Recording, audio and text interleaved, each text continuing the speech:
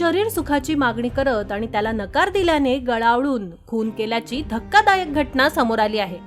इतकंच नाही तर प्रकरण समोर येऊ नये म्हणून मृतदेह उसाच्या फडात टाकून फड पेटवून लावत मृतदेह नष्ट करण्याचा प्रयत्न करण्यात आलाय।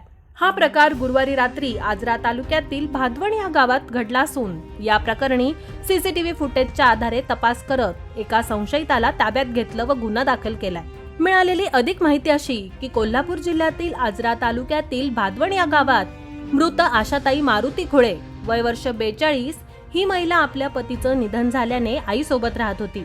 गुरुवार दिनांक 28 रोजी संशयित आरोपी योगेश पांडुरंग पाटील वय वर्ष 35 याने दुपारच्या सुमारास भादवण ते भादवणवाडी रस्त्यावर सदर महिलेला गाठलं आणि बाजूला असलेल्या उसाच्या फडात सदर महिलेला ओढत नेलं।